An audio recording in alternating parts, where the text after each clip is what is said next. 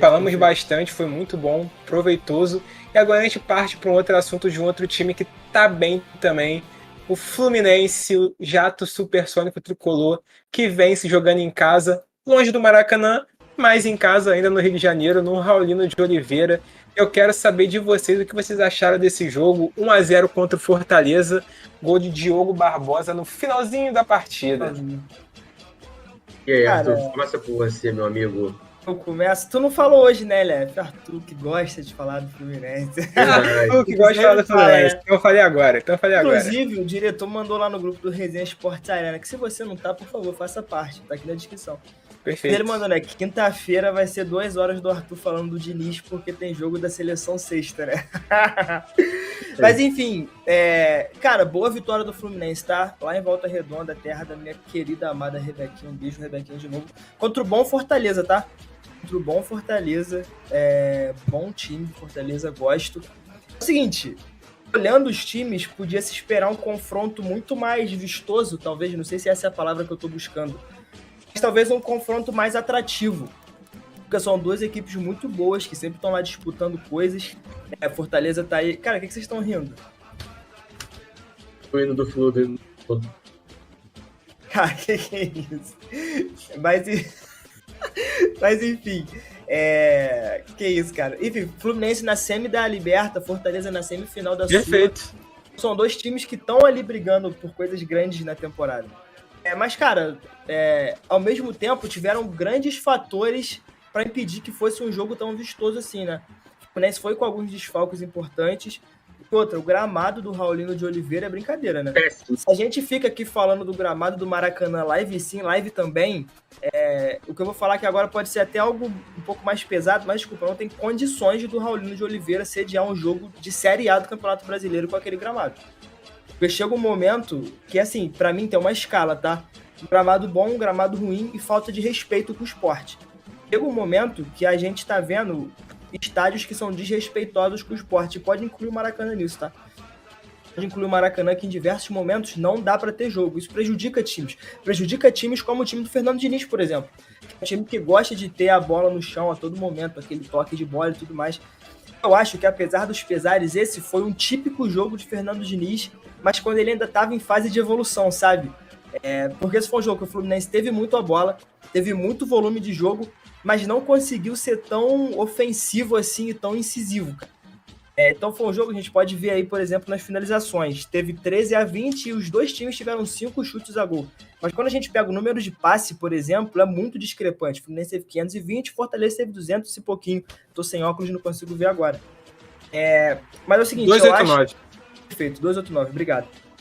É o seguinte, eu acho que o Fluminense acabou sendo um pouco prejudicado pelas duas ausências, que foram ausências chaves para esse confronto. Foi Nino e Paulo Henrique Ganso, né? Jogadores muito importantes na temporada do Fluminense, principalmente o zagueiro Nino. Mas eu acho, só explicando o desfalque dos dois, o Nino foi poupado e o Ganso está afastado por lesão. Mas eu acho que o desfalque que foi mais sentido nesse jogo foi o desfalque do Ganso, cara.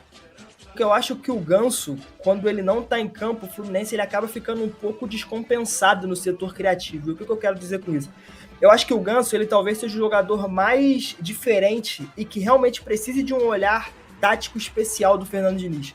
O Ganso em campo, ele é um jogador que ele oferece muitas coisas, mas que ele não pode ficar jogado de qualquer forma. A gente viu isso ao decorrer da carreira do Ganso, quando ele tentou fazer algumas outras funções e foram atribuídas funções a ele que ele não conseguia fazer.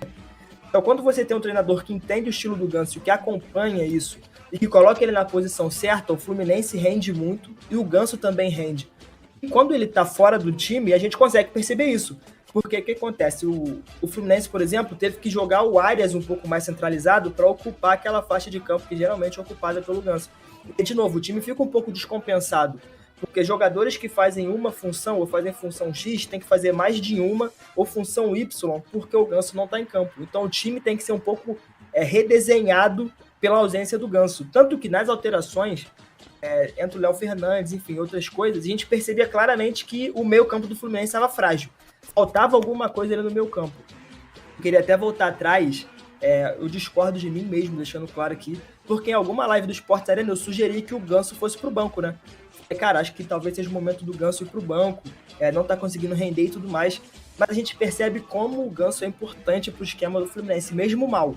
Mesmo que ele não esteja no melhor momento dele, lidando com uma lesão chata no pé e etc., é um jogador que não pode ficar fora porque ele é muito importante taticamente pro Fluminense. Da mesma forma que o Nino também é. No lugar dele entrou o David Braz, se eu não me engano, que assim... Pô, David Braz, obrigado, maneiro sua presença aí no jogo. Mas, cara, não é do mesmo nível, é muito discrepante. O Nino, a gente tá falando aqui... Oi? O Marlon tava suspenso, né? Então, eu ia falar isso. O Nino, a gente fala que do melhor jogador, do melhor zagueiro do Fluminense, possivelmente 2, se não for o melhor do Brasil. Jogador de nível de seleção brasileira, que estava indo já antes do Diniz, não chegou aí porque se machucou, mas foi convocado. Então o Nino é um jogador que tem muita importância. E uma coisa do Nino que fez muita falta nesse jogo foi o passe, cara. O Nino é um zagueiro que ele não é aquele zagueiro que quebra jogadas. Ele destrói, mas ele também sabe construir. É um jogador que em diversos momentos aparece roubando a bola e indo, avançando com a bola para fazer esse passe ali no círculo central, às vezes até um pouco à frente. Então, você sair do Nino pro David Braz, com todo respeito ao David Braz, acaba caindo um pouco o nível. Só para finalizar aqui, queria falar sobre o gol do Diogo Barbosa e como esse gol é a síntese do futebol do Fernando Diniz, que eu estou muito empolgado para ver na seleção brasileira, porque a troca de posições e essa dança das cadeiras do Fluminense nesse estilo aposicional é muito gostoso de ver e é muito bom. Então nessa jogada do gol, por exemplo, a gente vê o Daniel com a bola, ele dá um lançamento para o Lima, que aparece como um ponta direito ou como um lateral, indo muito à linha de fundo, recebendo a bola e jogando na área. Naquele bate ou rebate, a bola sobra perfeitinha na entrada da área. Quem chega batendo é o lateral esquerdo, Diogo Barbosa, que nesse momento cai por dentro, atuando quase que como um meia, como um camisa 10. Uma posição que quem faz muito é o Léo Fernandes, por exemplo, que é um jogador mais dinâmico do que o Ganso. Então, cara, eu acho que essa troca de posições e esse estilo de jogo do Fernando Diniz, que preza muito mais pelas relações do que pelas posições, tem uma aspa dele que eu gosto muito, que ele fala: o futebol, ele vem das relações, a relação que faz com que as posições aconteçam, não as posições que façam com que tenha relações em campo. O relacionismo, como é conhecido lá fora, o estilo de jogo do Fernando Diniz. Então, acho que esse modelo do Diniz e essa compreensão dos jogadores faz com que o time esteja onde está hoje, almejando uma Libertadores, brigando no topo do Campeonato Brasileiro. Pode ser que a Libertadores não venha, pode ser que não conquiste o título. É um time que se consolida no cenário nacional, internacional, e que almejou o Fernando Diniz a alcançar, por exemplo, a posição da seleção brasileira. Injustamente ou não, de forma provisória ou definitiva, ele chegou onde ele chegou porque ele fez algo diferente que o credenciou a chegar lá. Então, cara, eu sou apaixonado nesse estilo de jogo do Fluminense. E quando isso funciona, quando ele tem peças como o Lima, que são coringas, que mesmo que em uma fase, esse estilo de jogo fica muito... Ele pula muito aos olhos, a gente consegue perceber muito, né?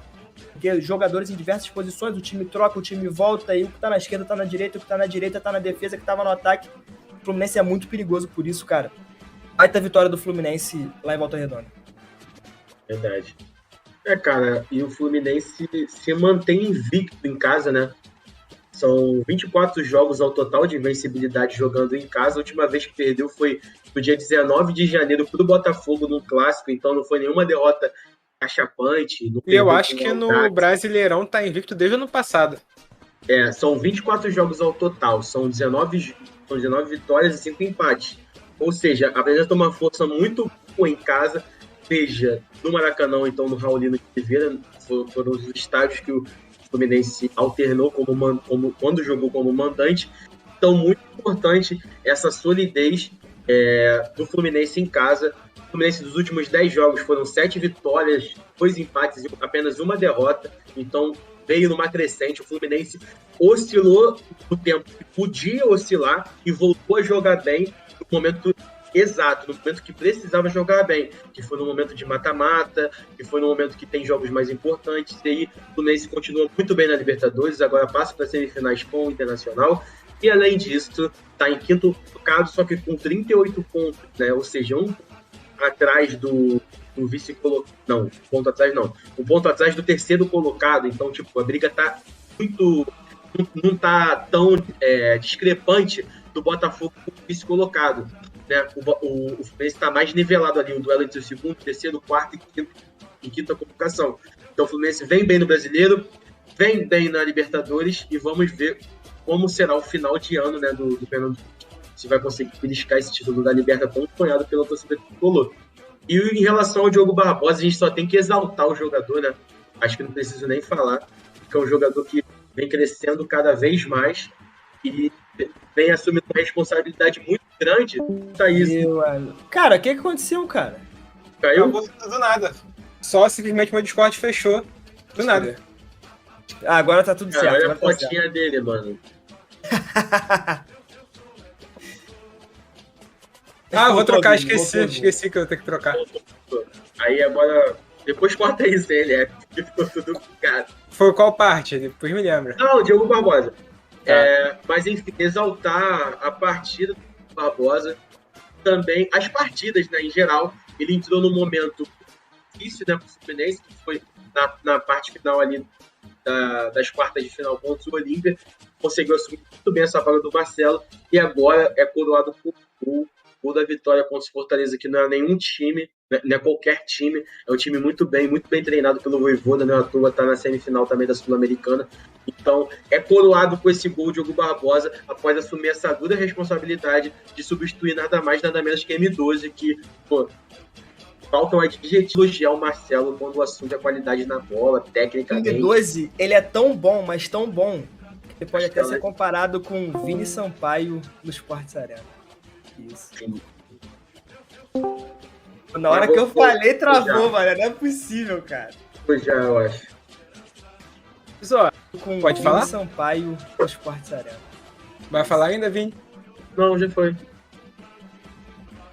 Então, falar pouco aqui, só concluir o que vocês falaram, que falaram muito bem, perfeitamente. É uma vitória muito importante para o Fluminense, que se mantém no primeiro pelotão ali do campeonato, se mantém vivo ainda para sonhar também. Como eu disse do Flamengo, o Fluminense também pode sonhar com o título. Por que não? Por que não?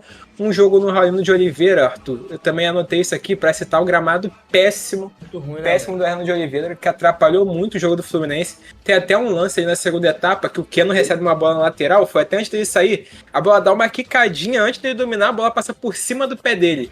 Então, pro time do Fernando Diniz, o esquema de jogo do Fluminense atrapalha muito. A diretoria do Fluminense talvez poderia ter estudado melhor aí para onde levar esse jogo. Não viu isso antes, o gramado estava em péssimas condições. Pô, poderia ter atrapalhado. Poderia não, atrapalhou muito.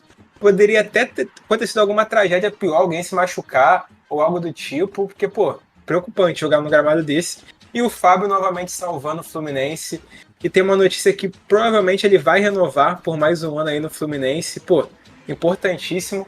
Eu quero só ressaltar um comentário aqui muito interessante do Lucão, sempre ajudando muita gente. Lucão, tamo junto. Preparador de goleiros do Flu, que também trabalhou com o Fábio no Cruzeiro, disse que ele nunca esteve tão bem fisicamente, 42 anos. Pô, tá vivendo o auge dele. Fábio. Todos aqueles anos dele do Cruzeiro, anos mágicos. Mas, cara, que ano tá tendo o Fábio no Fluminense? Que ano?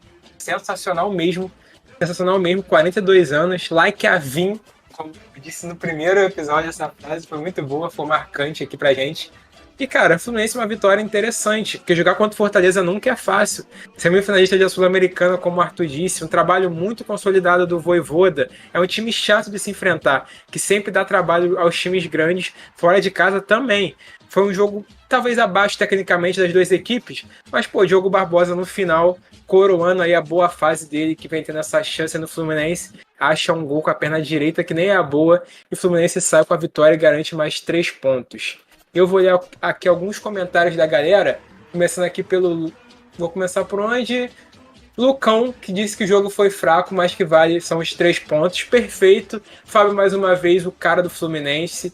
E Luiz Carlos Lopes, comentário interessante. Volta Redonda ontem estava muito quente, mas valeu a pena. A vitória veio.